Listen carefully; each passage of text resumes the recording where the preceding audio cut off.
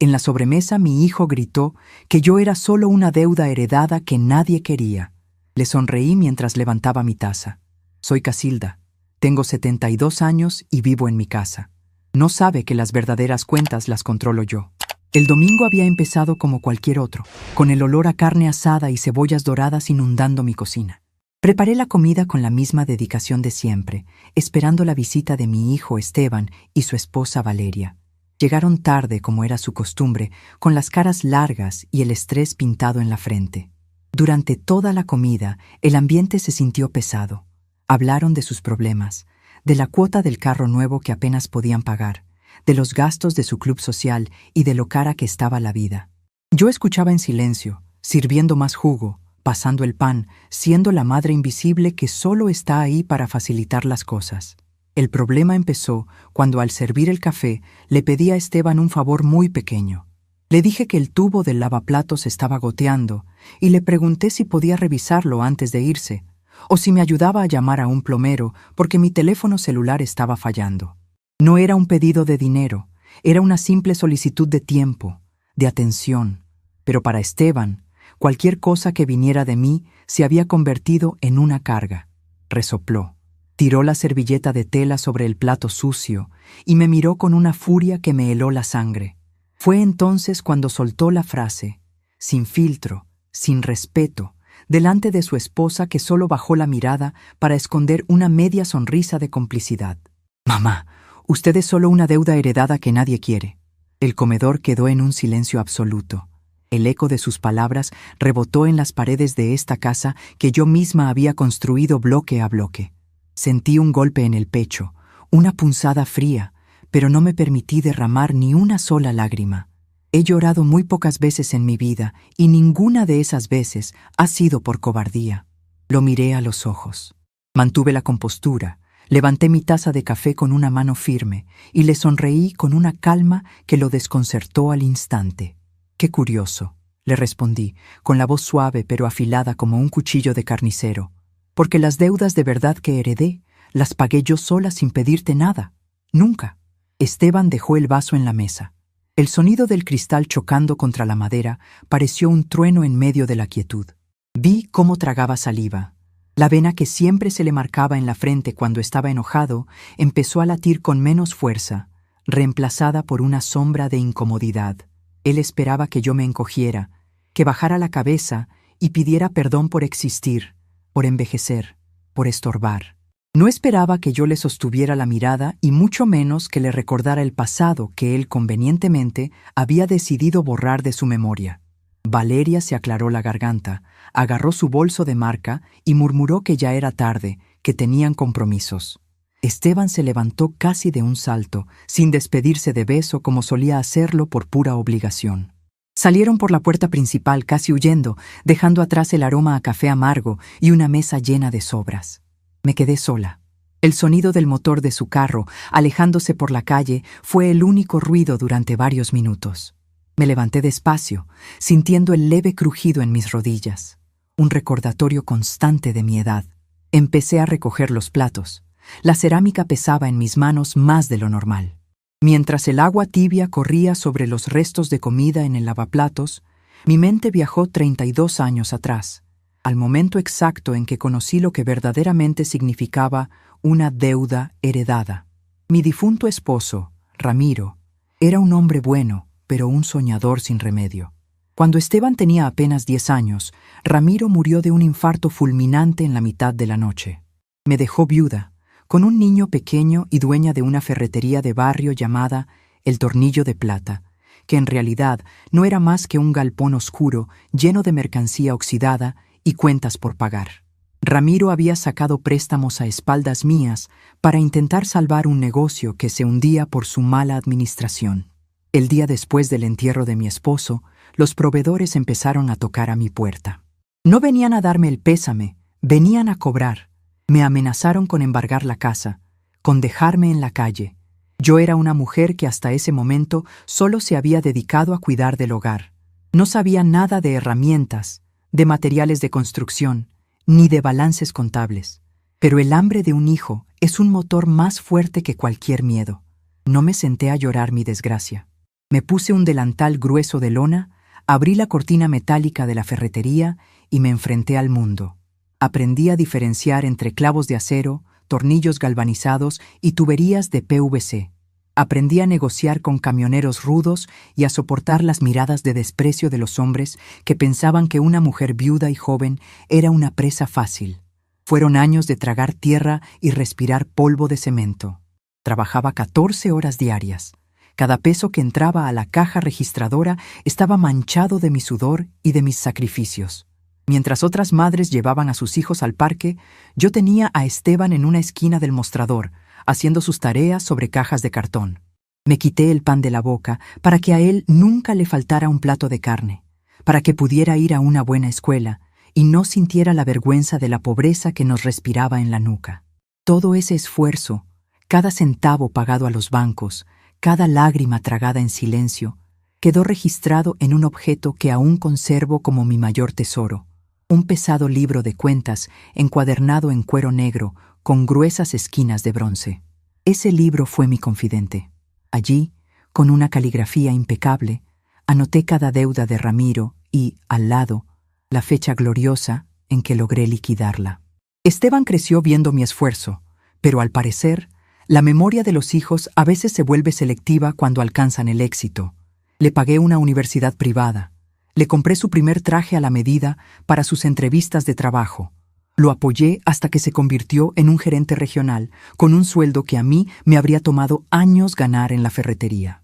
Y ahora, desde la altura de su ego y su soberbia, me llamaba deuda heredada. Cerré la llave del agua. Sequé mis manos con un trapo de cocina y miré por la ventana hacia el pequeño patio trasero. La rabia que sentía no era una rabia caliente y explosiva. Era una rabia fría, calculada, lúcida. Me di cuenta de mi propio error. Yo misma había cultivado esta situación. Cuando cumplí 60 años y el cuerpo me empezó a pedir tregua, decidí cerrar la ferretería. Vendí todo el inventario, pero fui lo suficientemente astuta como para no vender el local comercial. Era una esquina privilegiada en un barrio que se estaba valorizando rápidamente. Lo remodelé con mis ahorros y se lo alquilé a una cadena de farmacias muy importante. Ese contrato de arrendamiento me asegura una suma mensual de dinero que Esteban ni siquiera puede imaginar. Además de eso, tengo cuentas bancarias con fondos de inversión que han crecido silenciosamente durante la última década. Soy una mujer rica en un barrio de clase media, pero nunca se lo dije. No se lo dije porque quería que él siguiera su propio camino sin la tentación de vivir de mis rentas. No se lo dije porque a mí me gusta vivir de manera sencilla. Sigo comprando mi ropa en las rebajas, sigo tejiendo mis propios suéteres y sigo cocinando mis propias comidas. Mi único lujo era pedirle a mi hijo que me acompañara al médico una vez al mes o que me ayudara con pequeñas reparaciones en la casa. Lo hacía no porque yo no pudiera pagar a un especialista o a un técnico, sino porque era mi forma de mantener el vínculo, de sentir que él todavía se preocupaba por su madre, de tener una excusa para verlo. Él confundió mi deseo de afecto con incapacidad, confundió mi austeridad voluntaria con miseria. Creyó que mi pequeña pensión de jubilada era mi único sustento y que yo dependía de su buena voluntad para sobrevivir. Pensó que los almuerzos de los domingos eran un acto de caridad hacia una vieja inútil. Caminé lentamente hacia mi habitación. El sol de la tarde se colaba por las persianas, dibujando líneas doradas sobre la colcha de mi cama. Fui directamente a mi viejo tocador de madera de roble. Abrí el cajón inferior, el que siempre mantengo bajo llave. Allí estaba, mi viejo libro de cuentas de cuero negro con esquinas de bronce. Lo saqué y sentí su peso familiar en mis manos. El cuero estaba gastado por los bordes, suavizado por el tiempo y el roce de mis dedos. Lo abrí. Las primeras páginas estaban llenas de números en tinta roja, las deudas de Ramiro, los avisos de embargo, el terror de la ruina. Luego, página tras página, la tinta cambiaba a azul. Pagos realizados, saldos en cero, mi triunfo silencioso sobre la adversidad.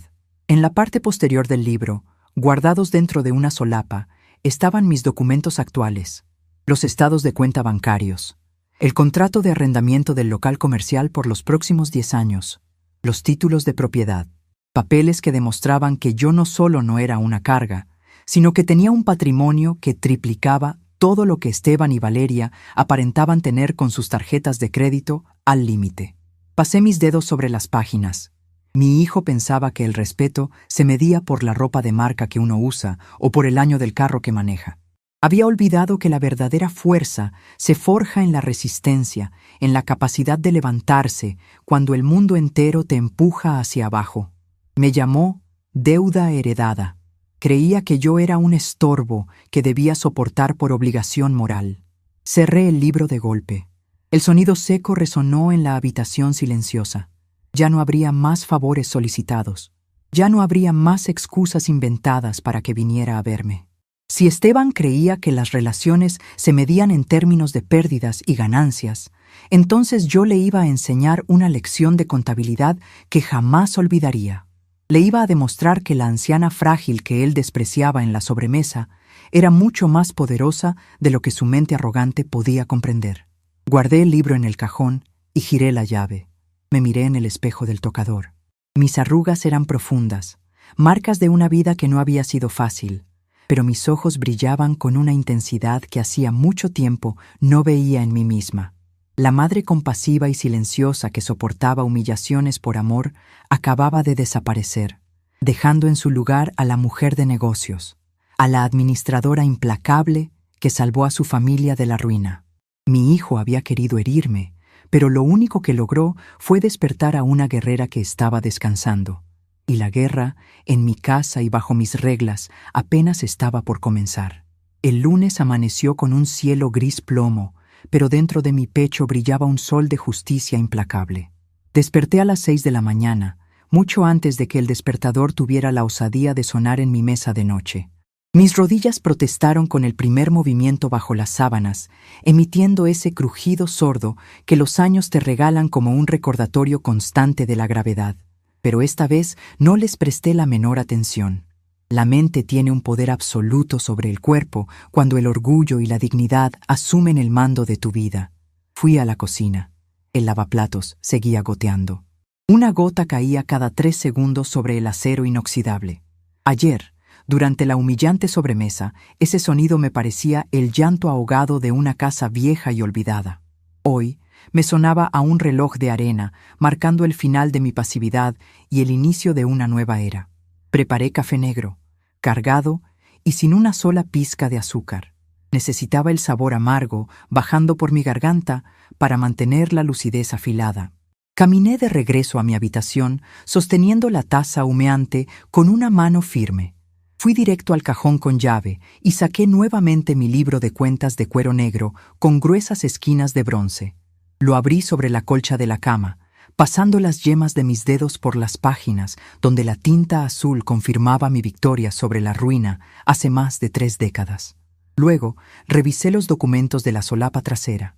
Repasé los números de mis fondos de inversión, las fechas de vencimiento de mis pagarés bancarios y las cláusulas exactas del contrato de arrendamiento del local comercial donde operaba la gigantesca cadena de farmacias. Todo estaba en perfecto orden.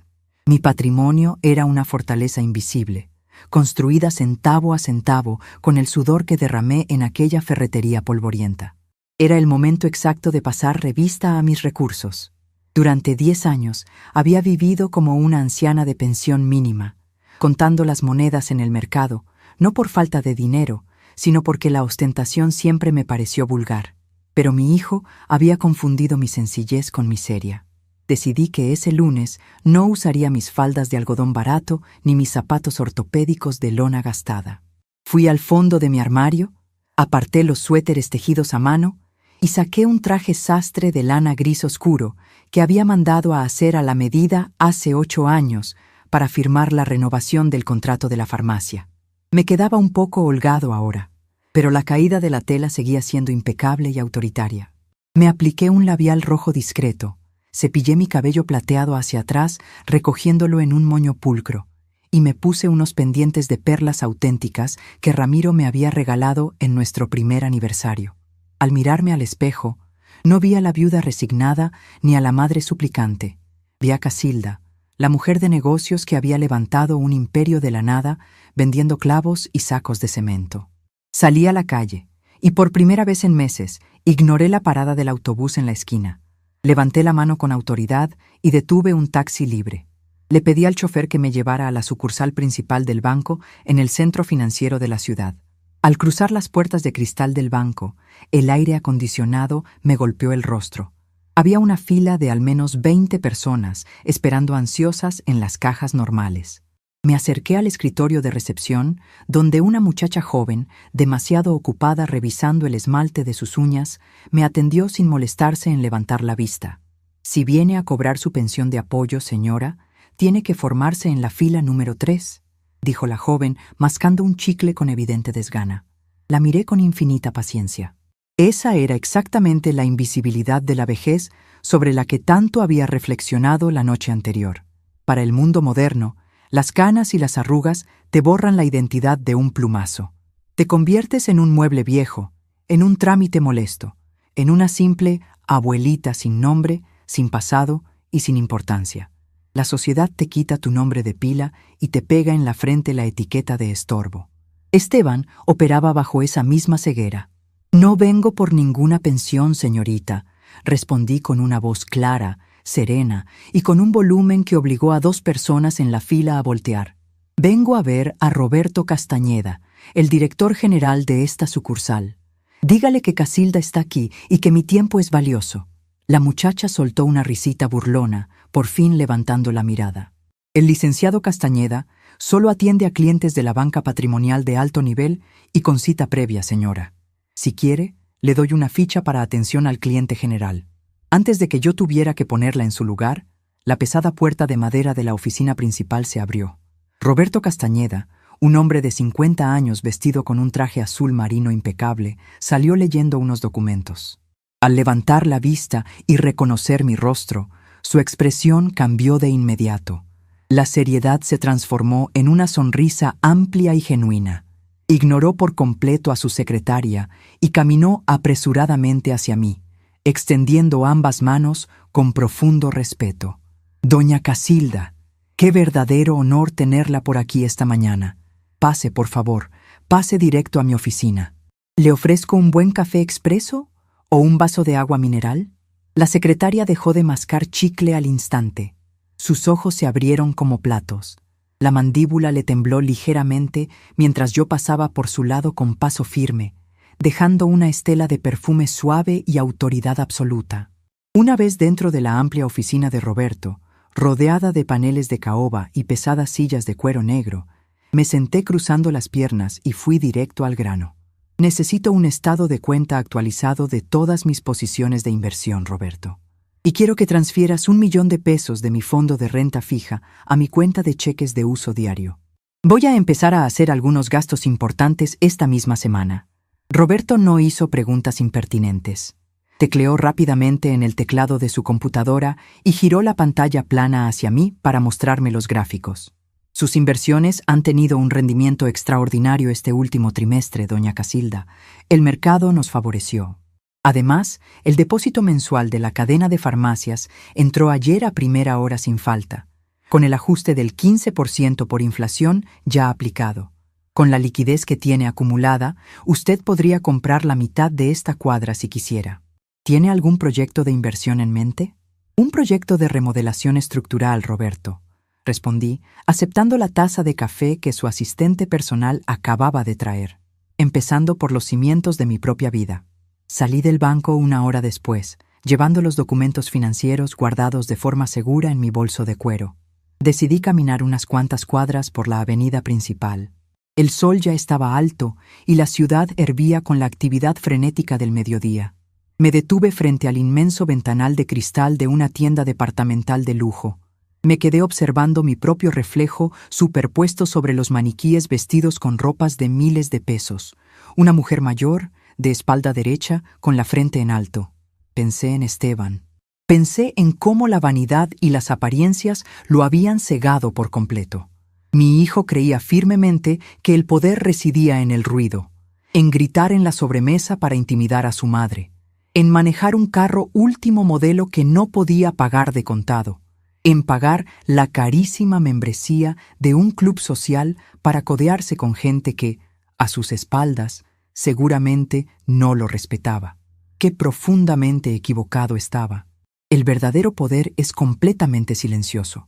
El verdadero poder no necesita gritar ni humillar a los más débiles, porque tiene los recursos sobrados para aplastar cualquier obstáculo sin levantar la voz. Yo poseía ese poder, y durante una década entera había decidido ocultarlo, guardándolo en un cajón bajo llave, movida por un malentendido sentido del amor maternal. Quería que él volara con sus propias alas, y en lugar de eso, él había decidido usar mi silencio para construir su propio pedestal de arrogancia. Decidí que mi siguiente parada sería fundamental para la estrategia. Tomé otro taxi y le di la dirección de la oficina de mi abogado, el licenciado Mauricio Montes. La notaría de Mauricio estaba ubicada en un edificio clásico y olía a cedro antiguo, a cera de pisos y a café recién molido. Él había sido mi asesor legal desde los tiempos más oscuros de la ferretería. Conocía de primera mano cada gota de sangre y cada lágrima trancada que me había costado limpiar el desastre financiero que dejó mi difunto esposo.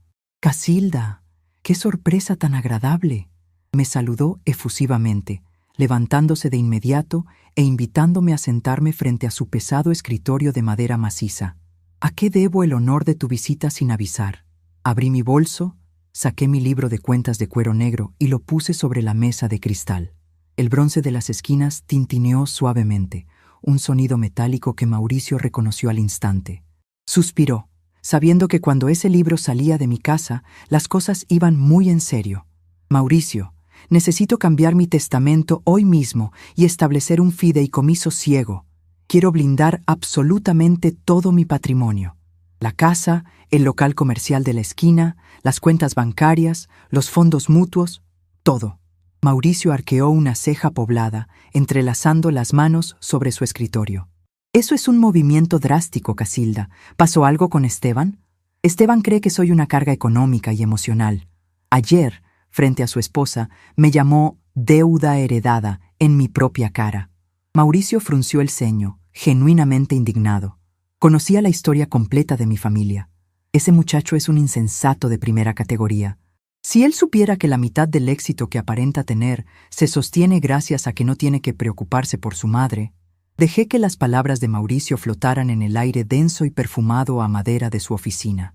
Mi abogado me miraba con una mezcla de asombro y profunda admiración. Él sabía mejor que nadie que yo no era una mujer de impulsos vacíos.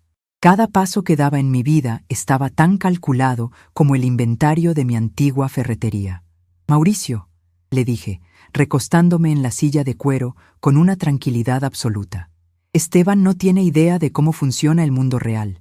Vive en una burbuja de cristal que yo misma me encargué de soplar para protegerlo. Pero la sobremesa de ayer me demostró que el cristal se hizo tan grueso que lo dejó ciego. Así que vamos a empezar a romperlo, despacio y sin hacer ruido». Le di instrucciones precisas. El fideicomiso ciego debía quedar constituido antes del viernes.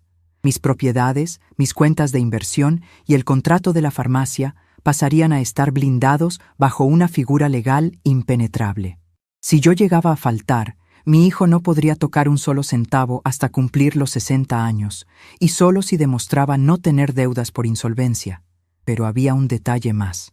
Un hilo invisible que yo necesitaba cortar esa misma tarde. «Hace 15 años», continué, bajando un poco la voz. «Cuando Esteban consiguió su primer puesto de jefatura, quiso sacar una tarjeta de crédito de nivel internacional. El banco se la negó porque su historial era demasiado nuevo y su sueldo no alcanzaba el mínimo requerido. Yo fui a hablar con el gerente de esa época. Puse los títulos de propiedad de mi local comercial como garantía solidaria, bajo la condición estricta de que mi hijo jamás se enterara. Él lleva 15 años creyendo que los bancos le ruegan por ser un genio de las finanzas». Mauricio abrió los ojos, sorprendido. Apoyó los codos sobre el escritorio y soltó un silbido bajo. «Casilda, si retiro esa garantía hoy mismo, el algoritmo del banco va a recalcular su perfil de riesgo. Con el nivel de endeudamiento que me cuentas que tiene por su carro y su club social, le van a recortar el límite de crédito a una tercera parte en cuestión de horas». «Exactamente», respondí, esbozando una sonrisa fría. «Quiero que redactes la carta de revocación de garantía ahora mismo. Voy a firmarla antes de irme. Es hora de que mi hijo aprenda a caminar sin el andador que le construí en secreto. Salí de la notaría al filo de las 3 de la tarde. El sol picaba en la piel, pero yo me sentía ligera, como si me hubiera quitado un abrigo mojado de encima. No tomé el autobús. Hice señas a otro taxi y le di la dirección de mi casa. Durante el trayecto, miré por la ventana cómo la ciudad vibraba. Yo también estaba vibrando. Al llegar a mi casa, el silencio me recibió en la puerta. Caminé directo hacia la cocina. El tubo del lavaplatos seguía goteando con su ritmo monótono. Me paré frente al mueble de formica desgastada. Pasé la mano por los azulejos opacos que yo misma había pegado hace 25 años para ahorrar dinero, y tomé una decisión. No iba a llamar a un plomero. Iba a cambiar la cocina entera. Fui al teléfono de la sala y busqué en el directorio el número de una firma de arquitectos de interiores que había visto anunciada en una revista de decoración que hojeaba en el consultorio del dentista. Marqué el número con pulso firme. Pedí una visita de urgencia para un presupuesto de remodelación total. La recepcionista dudó al principio, argumentando que tenían la agenda llena, pero cuando le mencioné que el pago sería de contado y en efectivo, mágicamente encontraron un espacio para la mañana siguiente. Esa noche dormí de un tirón. Hacía años que no descansaba tan profundamente. A las 9 de la mañana del martes, un arquitecto joven llamado Fausto tocó a mi puerta. Venía vestido de negro, con una tableta electrónica bajo el brazo y una actitud ligeramente condescendiente, asumiendo que trataría con una anciana aburrida que solo quería pintar una pared. Lo hice pasar a la cocina y le señalé el espacio. «Quiero tirar todo esto a la basura», le dije sin preámbulos. «Quiero encimeras de granito negro, electrodomésticos de acero inoxidable de grado industrial, gabinetes de madera de cedro con cierre magnético y un piso de porcelanato antiderrapante. También quiero tirar la pared que divide la sala para hacer un espacio abierto, y lo quiero para ayer». Fausto parpadeó, desconcertado. Miró su tableta y luego me miró a mí. «Señora Casilda, un proyecto de esta magnitud, con esos materiales de importación, no bajará de los 500,000 pesos. Además, requerirá traer a una cuadrilla completa de trabajadores mañana mismo para empezar la demolición». Caminé hacia mi habitación, abrí el cajón con llave y saqué la chequera de mi cuenta de liquidez diaria. Regresé a la cocina, apoyé la chequera sobre la mesa y escribí un cheque por el 50% del total. Se lo entregué en la mano. «Aquí tiene su anticipo, arquitecto.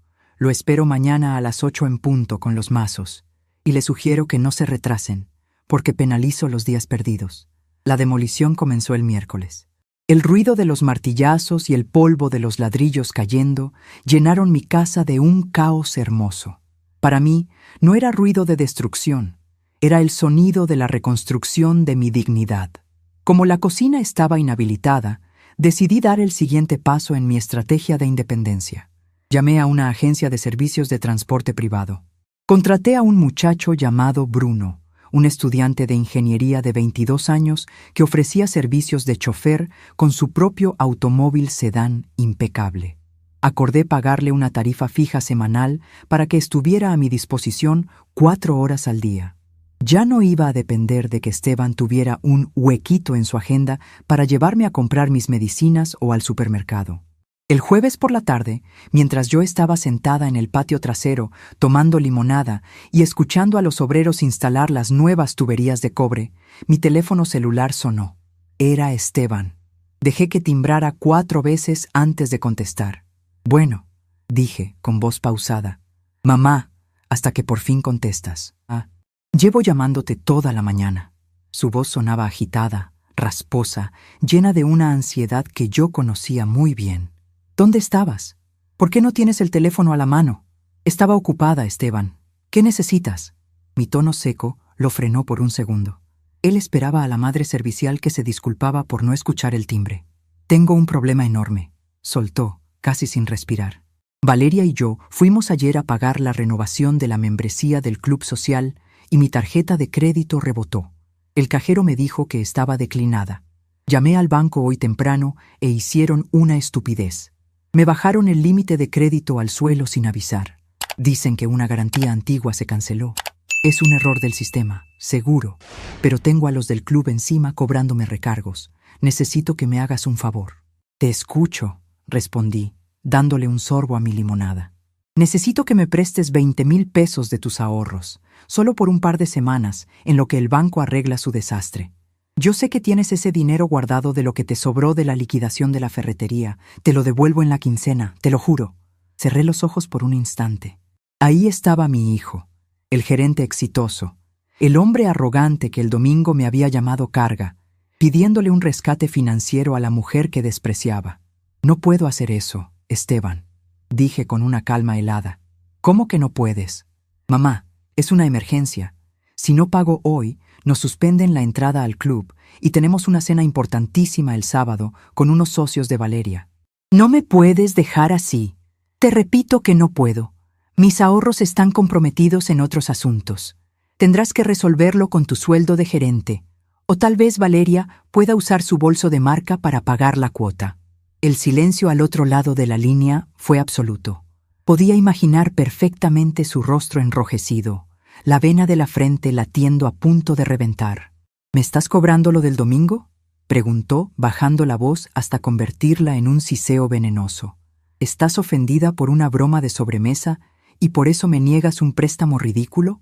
Mamá, madura, eres mi madre. Tu deber es apoyarme. Mi único deber en esta vida fue criarte, alimentarte y pagarte la educación para que fueras un hombre independiente. Ese contrato ya se venció hace mucho tiempo, Esteban. Que tengas buenas tardes. Colgué el teléfono. No sentí culpa, no sentí remordimiento, sentí una liberación absoluta, como si me hubiera arrancado unas cadenas oxidadas del cuello. Sabía perfectamente que esto no se iba a quedar así. Esteban era demasiado orgulloso para aceptar un rechazo por teléfono. Iba a venir a buscarme, y yo lo estaría esperando. El sábado por la mañana, mi casa ya no parecía la misma. La pared de la sala había desaparecido, revelando un espacio amplio y luminoso. Los obreros estaban terminando de colocar las relucientes placas de granito negro sobre los muebles de cedro en la cocina. El olor a polvo de cemento había sido reemplazado por el aroma a madera nueva y barniz. Yo estaba sentada en un sillón individual que habíamos movido hacia un rincón limpio, revisando los planos con el arquitecto Fausto. Sobre la mesa de centro, sosteniendo los pesados planos de papel, había colocado un objeto que saqué del fondo de mi baúl de recuerdos, un pesado pisapapeles de hierro fundido en forma de yunque. Lo usaba en el mostrador de la ferretería hace 30 años para evitar que el viento volara las facturas de los proveedores. Era rústico, negro y pesaba casi 2 kilos, un símbolo perfecto de mi inmovilidad actual. Eran las 11 de la mañana, cuando la puerta principal se abrió de golpe. Esteban había usado su copia de la llave para entrar sin tocar, seguido de cerca por Valeria. Ambos se quedaron congelados en el umbral. Esteban dejó caer las llaves al suelo. Sus ojos viajaron desde el piso de porcelanato a medio instalar hasta los electrodomésticos de lujo envueltos en plástico protector. Valeria se tapó la boca con las manos, mirando la escena con los ojos desorbitados. ¿Qué es todo esto?, tartamudeó Esteban, avanzando un paso como si temiera que el piso se hundiera. Me levanté despacio, alisando la falda de mi traje de lana gris. Le hice una seña a Fausto para que nos diera unos minutos. El arquitecto asintió y se retiró hacia el patio trasero con sus obreros.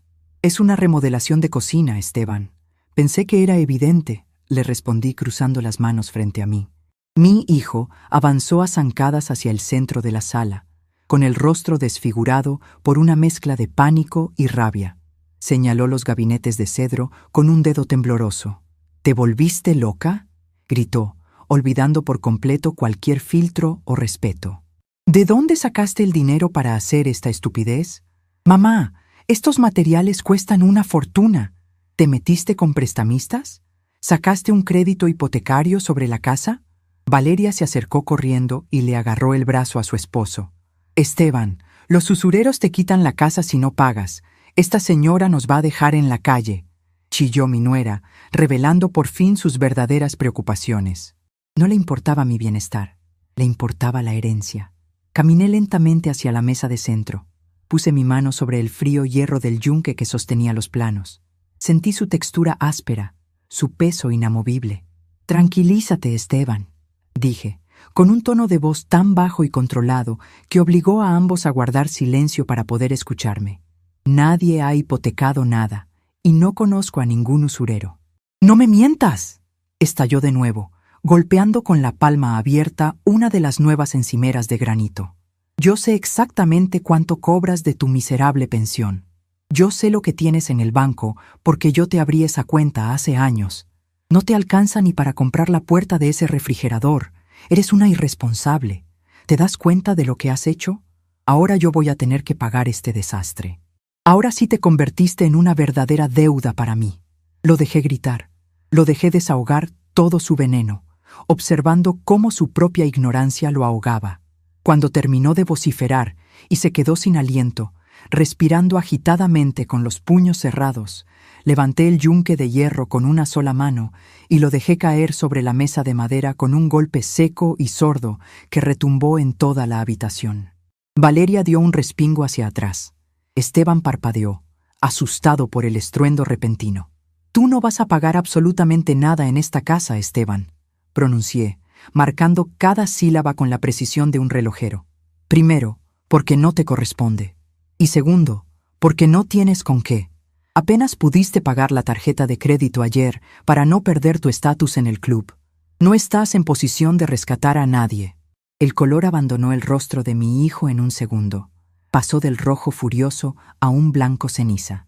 ¿Cómo sabes lo del pago del club?», balbuceó, retrocediendo un paso. «Sé muchas cosas.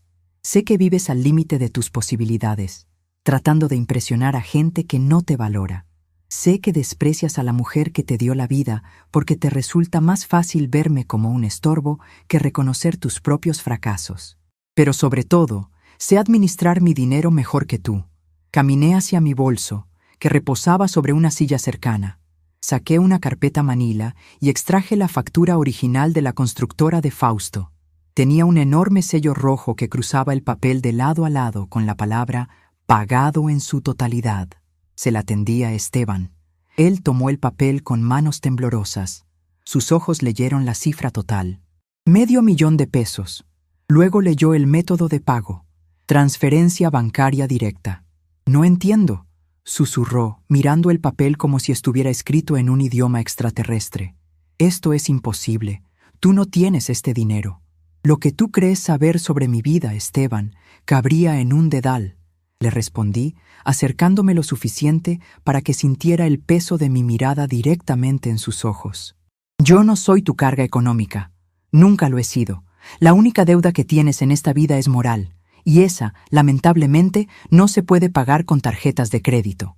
Valeria se quedó petrificada en su lugar, incapaz de articular palabra. Su mirada altiva había desaparecido por completo, reemplazada por un miedo palpable. En ese momento, la puerta de la calle volvió a abrirse. Bruno, mi nuevo asistente, entró cargando 2 bolsas de compras de un supermercado de alta gama. Al ver la tensión en la sala, se detuvo prudente. «Señora Casilda, disculpe la interrupción. Traje los cortes de carne importada y el vino tinto que me pidió para su cena de esta noche.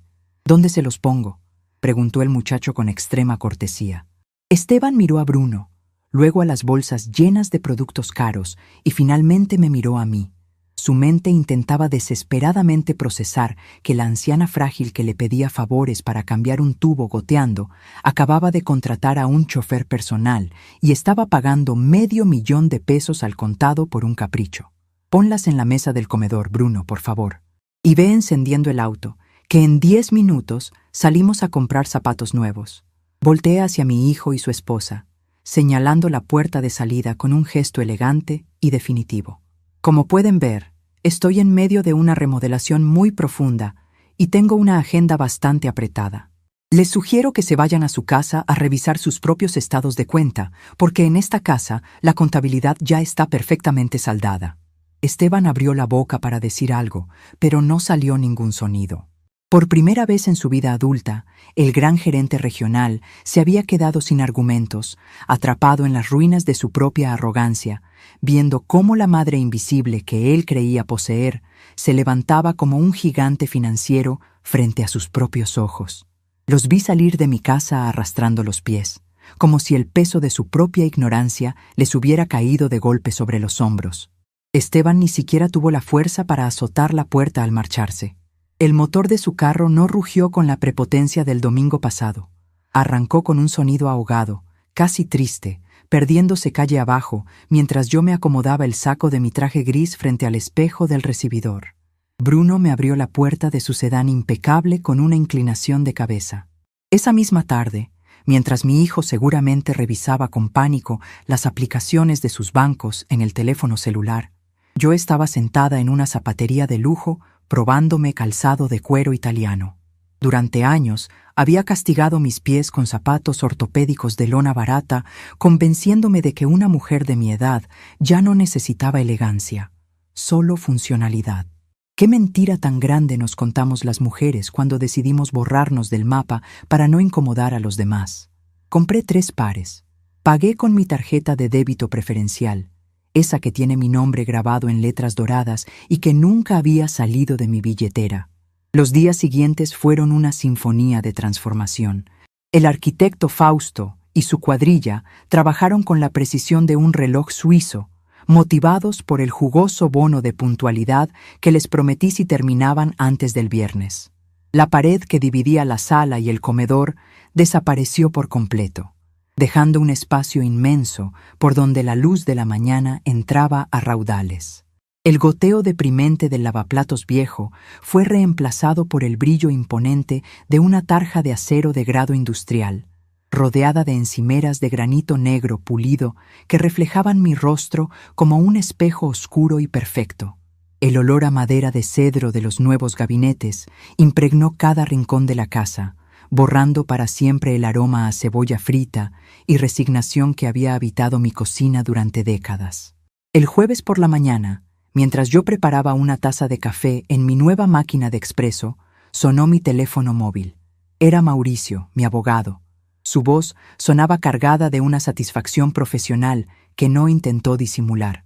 «Casilda, todo está ejecutado al pie de la letra», me informó, con el tono de quien acaba de ganar una partida de ajedrez en 3 movimientos.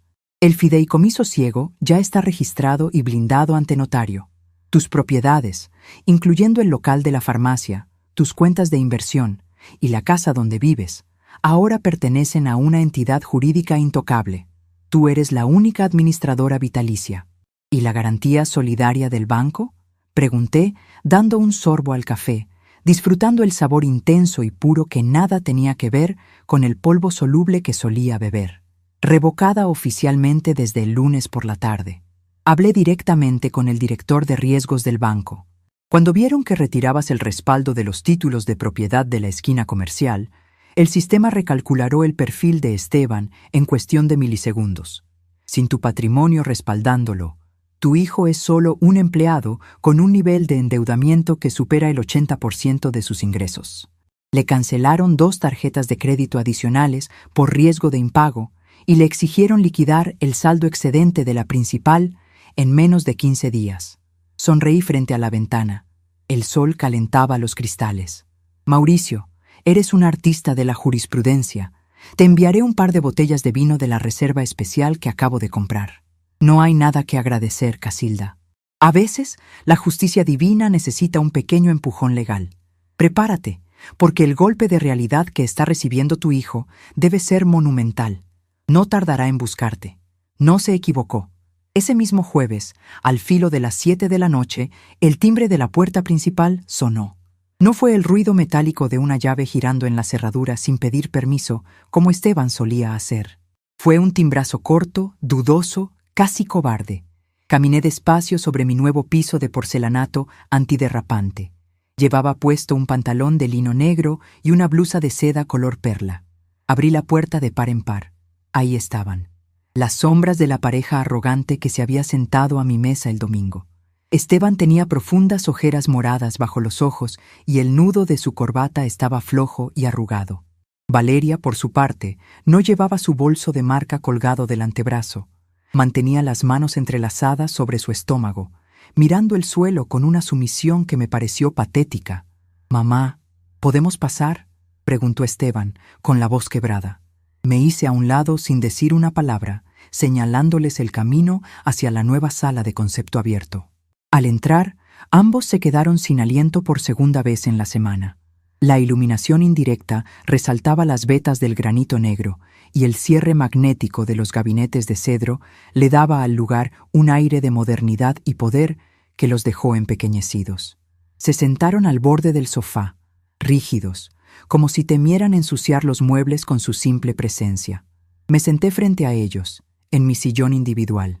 Sobre la nueva mesa de centro de cristal templado, descansaba mi pesado pisapapeles de hierro en forma de yunque, y justo debajo de él, mi libro de cuentas de cuero negro con esquinas de bronce. El silencio en la habitación era tan denso que podía cortarse con un cuchillo. Dejé que se cocinaran en su propia angustia durante 2 minutos enteros.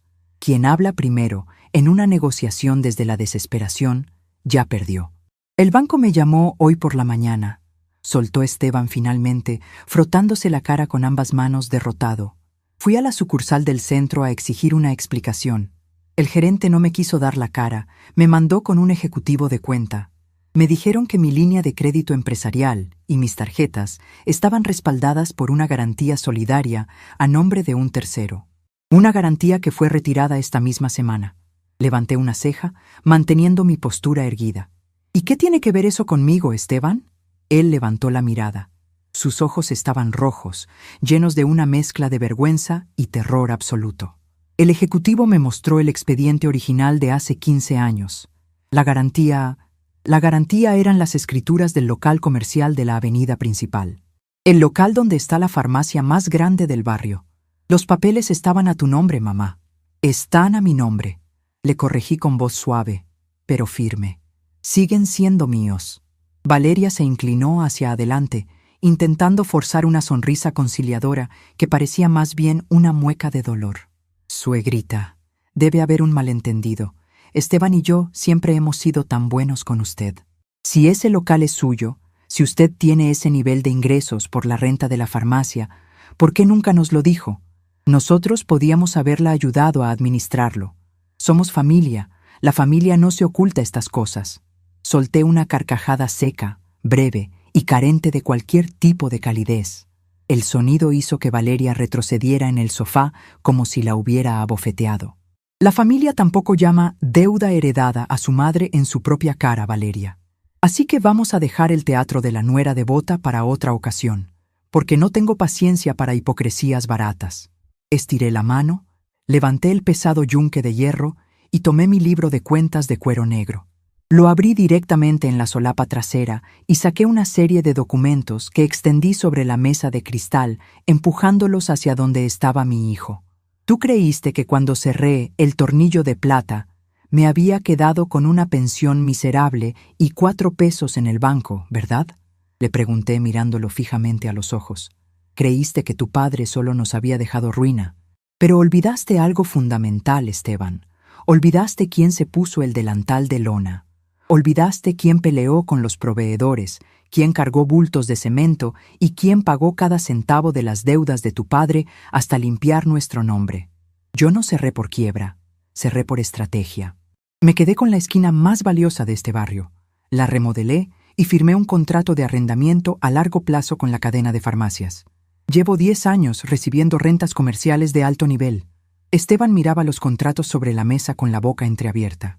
Sus manos temblaban al tocar el papel que demostraba los ingresos mensuales que yo percibía, una cifra que triplicaba su salario de gerente regional.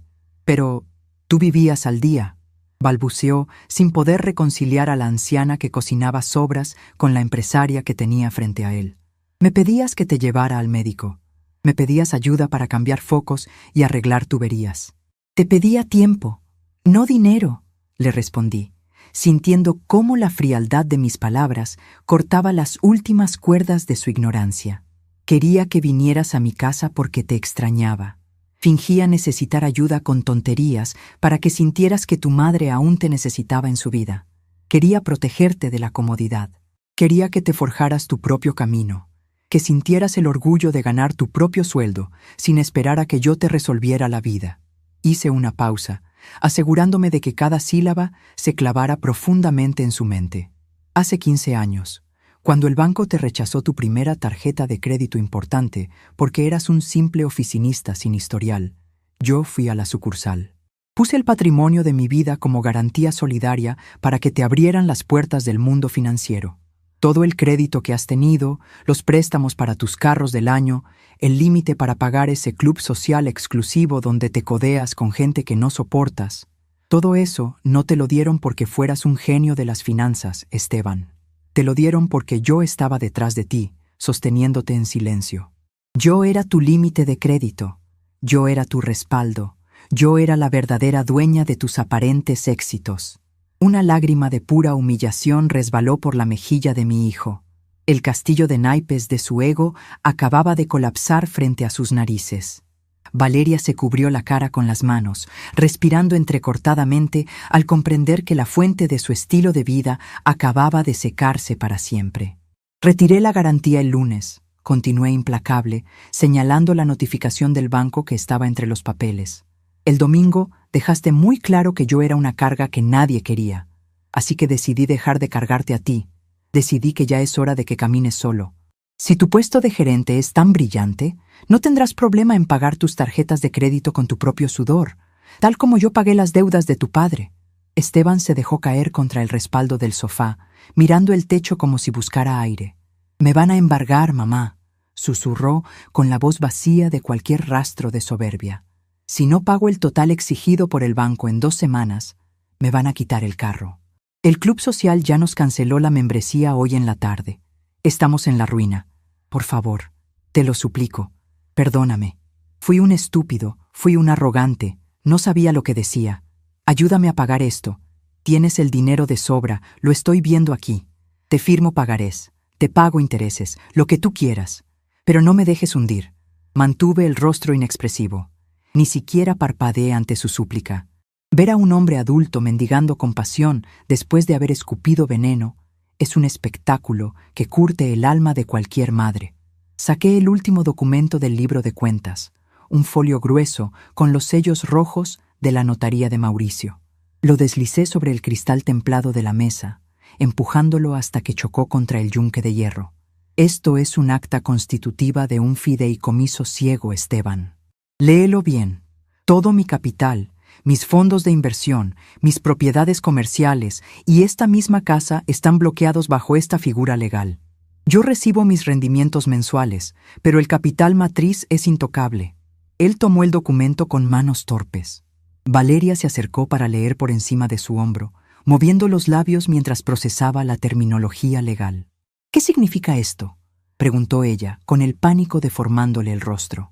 «Significa, querida Valeria, que ni siquiera en mi muerte tendrán acceso a mi dinero para tapar sus agujeros financieros. He estipulado claramente que, si llego a faltar, Esteban no podrá heredar ni un solo centavo, ni un solo ladrillo, hasta el día en que cumpla 60 años. Y solo podrá acceder a los fondos si demuestra, mediante auditoría externa, que tiene un saldo de deuda igual a 0 y ninguna declaración de insolvencia a su nombre». El documento resbaló de las manos de Esteban y cayó al suelo. Era la estocada final. No solo le había quitado el respaldo presente, sino que había blindado su futuro. Le había arrebatado la red de seguridad invisible sobre la que había estado saltando toda su vida sin saberlo. «¿Por qué haces esto?», preguntó Esteban, llorando abiertamente, sin rastro de dignidad. «Soy tu hijo, tu propia sangre. Exactamente porque eres mi hijo. Y como madre, me di cuenta de que te crié con la panza llena, pero con el espíritu débil. Te creíste superior a la vejez, a la sencillez y al respeto básico. Me llamaste deuda heredada. Bien, pues acabo de saldar mi cuenta contigo. De ahora en adelante, tu vida, tus deudas, tus lujos y tus fracasos te pertenecen única y exclusivamente a ti». Me puse de pie lentamente, alisando la seda de mi blusa. El contraste entre mi tranquilidad absoluta y la devastación de la pareja en mi sofá era la prueba de que el orden natural de las cosas había sido restaurado. Ya no era la madre invisible, la viejita que estorba en la sobremesa. Era la administradora implacable de mi propio destino y la acreedora moral de sus conciencias. Señalé la puerta de entrada con un gesto cortés pero definitivo, mientras el aroma del cedro nuevo de mi cocina me envolvía como un escudo protector que nadie más volvería a quebrar. La puerta de cedro macizo se cerró detrás de ellos con un clic suave, casi imperceptible. No hubo portazos, ni gritos de indignación, ni amenazas vacías. Solo el sonido de dos personas aplastadas por el peso monumental de su propia ignorancia, arrastrando los pies hacia la salida. Me quedé de pie en el centro de mi nueva sala, respirando el aire limpio que entraba por los inmensos ventanales. La casa, mi fortaleza construida con sacos de cemento y clavos hace más de 3 décadas, por fin respiraba a mi mismo ritmo. El silencio que siguió no fue el silencio de la soledad que tantas veces me había atormentado en el pasado. Era un silencio victorioso, un silencio de cuentas saldadas. Bruno, mi joven chofer, asomó la cabeza desde la cocina con una prudencia que me hizo sonreír. Tenía el delantal puesto y sostenía un trapo de cocina limpio. «Señora Casilda», dijo con voz respetuosa, «ya encendí la parrilla nueva y los cortes de carne están listos. ¿Desea que le sirva la cena en la mesa del comedor o prefiere comer aquí en la sala?» Lo miré y sentí una calidez genuina en el pecho. Qué ironía tan grande tiene la vida. Mi propio hijo, criado con todos los privilegios, me trataba como a un mueble viejo y estorboso, mientras que un muchacho universitario que trabajaba para pagarse los estudios me demostraba la cortesía que a Esteban se le había olvidado en algún club social de lujo. «Sirve 2 platos, Bruno», le ordené, caminando hacia la cocina para sacar un par de copas de cristal cortado que acababa de comprar la tarde anterior. «Hoy no voy a cenar sola. Te vas a sentar conmigo y vamos a abrir esa botella de vino tinto importado. Hay victorias que no se pueden celebrar en solitario». El muchacho abrió los ojos con sorpresa, pero no dudó en obedecer. Esa noche cenamos como verdaderos reyes. La carne estaba suave, jugosa, perfecta. El vino resbalaba por mi garganta, calentando los rincones fríos que los desprecios de mi hijo habían dejado durante años. Hablamos de la Universidad de Bruno, de sus planes de ingeniería, de lo mucho que cuesta ganarse el primer peso en la vida. Yo lo escuchaba y veía en él el brillo del hambre, ese mismo motor que me obligó a mí a ponerme el delantal de lona cuando me quedé viuda. Esa noche dormí como un bebé, arrullada por la certeza de que había hecho lo correcto. Las semanas siguientes fueron una avalancha de transformaciones que dejaron a mi viejo vecindario con la boca abierta. Mi casa terminó de remodelarse por completo. La fachada gris y opaca que durante 20 años había gritado austeridad fue pintada de un blanco luminoso con detalles en piedra negra. Mandé a cambiar el viejo portón oxidado por una puerta automática de hierro forjado que se abría sin emitir un solo chirrido. Pero el cambio más drástico no ocurrió en los muros de mi casa, sino en mi propia piel. Tiré a la basura todas las faldas de algodón barato y los suéteres descoloridos que usaba para dar lástima. Fui al salón de belleza más exclusivo del centro financiero y dejé que un estilista experto le diera forma a mi cabello plateado, dejándolo en un corte moderno y elegante que enmarcaba mis facciones duras. Empecé a salir a la calle con mis trajes sastres hechos a la medida, pisando fuerte con mis zapatos italianos de cuero auténtico. Ya no caminaba encorvada, pidiendo disculpas al viento por existir. Caminaba con la espalda recta, con la barbilla en alto, como la dueña absoluta de la esquina más cara del barrio.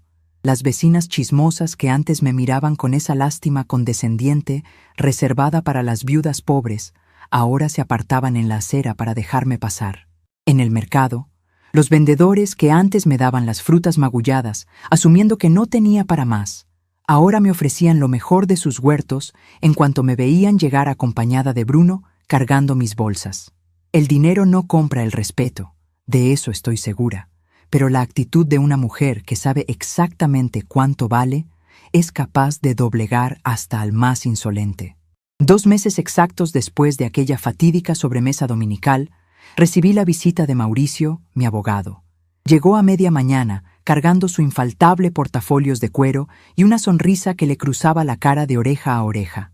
Lo hice pasar a mi terraza trasera, donde ahora tenía un juego de muebles de exterior de mimbre y una sombrilla enorme que me protegía del sol. «Casilda, te ves 10 años más joven», fue lo primero que me dijo al sentarse, aceptando la taza de café expreso que le ofrecí. «Si Ramiro te viera hoy, se volvería a casar contigo sin pensarlo». Ramiro era un buen hombre, pero su mala cabeza para los negocios casi me cuesta la vida, Mauricio, le respondí, revolviendo mi café con una cucharilla de plata. Y a estas alturas de mi vida, ya no estoy para cargar con las cruces de ningún hombre, ni de mi difunto esposo, ni de mi hijo. Hablando de eso, supongo que me traes noticias de Esteban. Mauricio soltó una carcajada breve, apoyó los codos en la mesa de cristal y asintió. Te traigo la crónica de un naufragio anunciado, Casilda. Tal como lo calculamos, el banco no le dio ni un día de tregua. Al no tener tu propiedad como garantía solidaria, le exigieron el pago total del saldo vencido de sus 3 tarjetas de crédito. Como no tenía liquidez, intentó pedir un préstamo de nómina, pero su historial de riesgo estaba por las nubes. Mauricio hizo una pausa para beber un sorbo de café, disfrutando el relato. Hace 3 semanas, la grúa del banco llegó a su oficina en pleno mediodía. Le embargaron el carro último modelo enfrente de todos sus subordinados.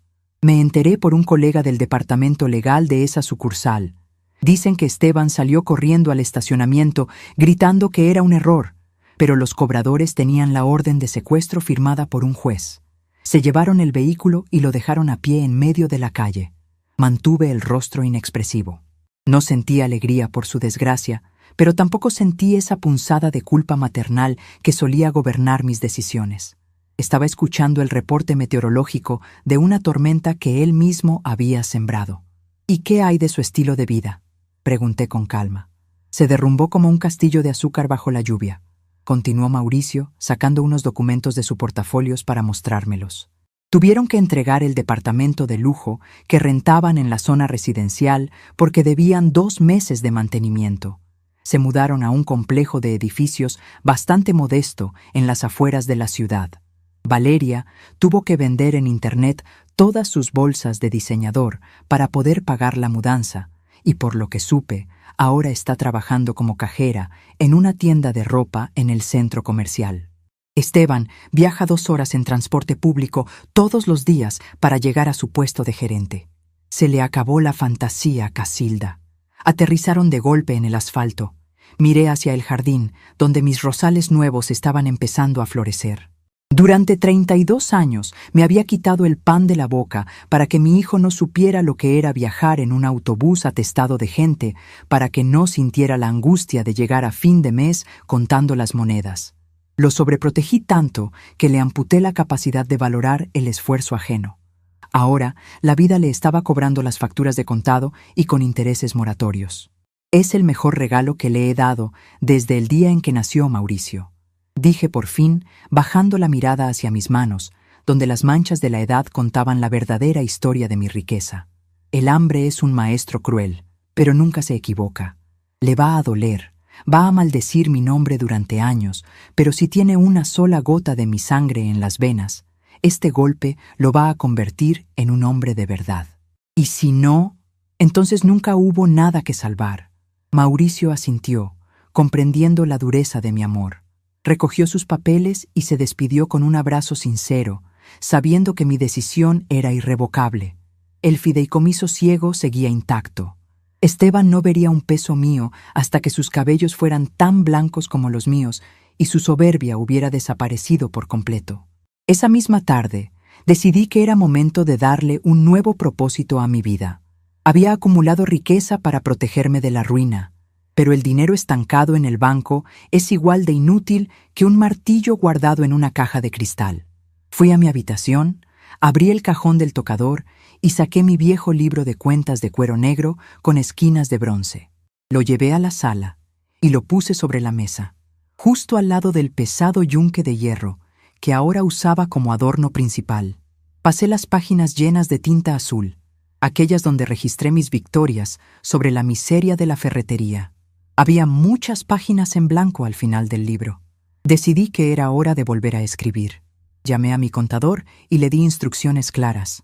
Quería destinar una parte importante de mis rendimientos mensuales para crear un fondo de inversión privado, pero no iba a invertir en la bolsa de valores ni en corporativos gigantes. Iba a invertir en mujeres mayores, viudas, divorciadas o madres solteras que, como yo en el pasado, estuvieran enfrentando al mundo con las manos vacías y la frente en alto. Mujeres a las que los bancos tradicionales les cerraban la puerta en la cara por el simple pecado de tener más de 50 años y no contar con un historial de crédito inmaculado. Bauticé el proyecto como Fondo de Resistencia El Yunque. A la semana siguiente recibí a mi primera candidata en la sala de mi casa. Se llamaba Leonor, tenía 68 años y unas manos tan curtidas por el trabajo que parecían mapas de caminos rurales. Su esposo la había abandonado dejándola con una nieta huérfana y una máquina de coser industrial a medio pagar. Quería poner un pequeño taller de uniformes escolares, pero nadie le prestaba los 20,000 pesos que necesitaba para comprar las telas al por mayor. Leonor estaba sentada al borde del sofá, apretando su bolso desgastado contra el pecho, mirándome con esa mezcla de esperanza y terror que yo conocía a la perfección. «Señora Casilda», me dijo con la voz temblorosa, «yo le juro por lo más sagrado que le pago cada centavo. Trabajo de sol a sol si es necesario. No quiero limosnas, solo necesito un empujón». La miré a los ojos y vi mi propio reflejo de hace 30 años. Levanté el pesado yunque de hierro de la mesa para sacar la chequera que estaba debajo. Escribí un cheque por 30,000 pesos, 10,000 más de lo que me pedía. Los 10,000 extras son para que le compres zapatos nuevos a tu nieta y para que tengas un colchón de emergencia, Leonor, le dije, extendiéndole el cheque. No me vas a pagar intereses bancarios, me vas a pagar con trabajo. Quiero que anotes cada gasto en una libreta y vengas a tomar café conmigo el primer lunes de cada mes para revisar tus números. Yo te voy a enseñar a negociar con los proveedores para que no te vean la cara. Leonor se echó a llorar, cubriéndose el rostro con sus manos ásperas. Yo no la consolé con palabras dulces. Dejé que llorara para limpiar el miedo, y cuando terminó, le pasé una servilleta de tela y le exigí que se secara las lágrimas y se pusiera a trabajar.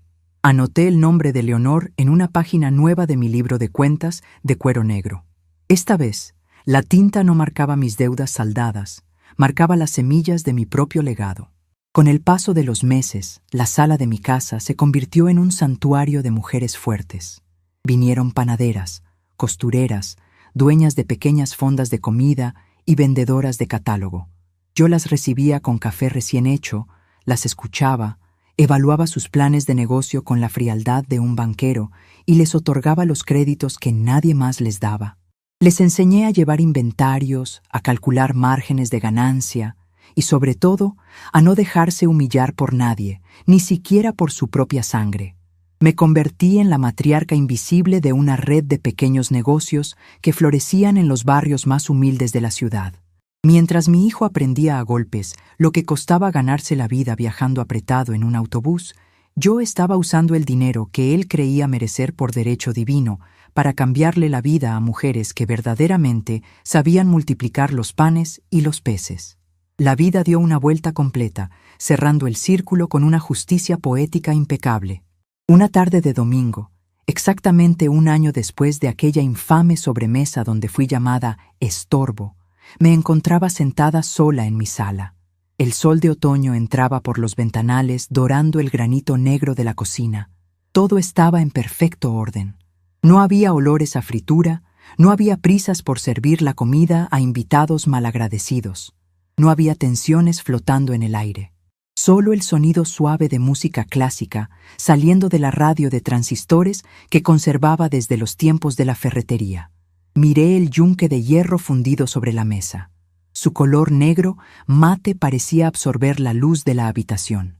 Era un pedazo de metal frío, inamovible, que no pedía disculpas por ser pesado, que no intentaba ser más ligero para agradar a nadie. Su única función era resistir los golpes sin romperse. Yo me había convertido exactamente en eso. Las palabras de mi hijo resonaron en mi memoria, pero ya no como un insulto, sino como el detonante de mi propia liberación. «Mamá, usted es solo una deuda heredada que nadie quiere». Qué profundo error de cálculo cometió Esteban. Las verdaderas deudas no son las que se firman en los bancos, ni las que se anotan en tinta roja en los libros contables.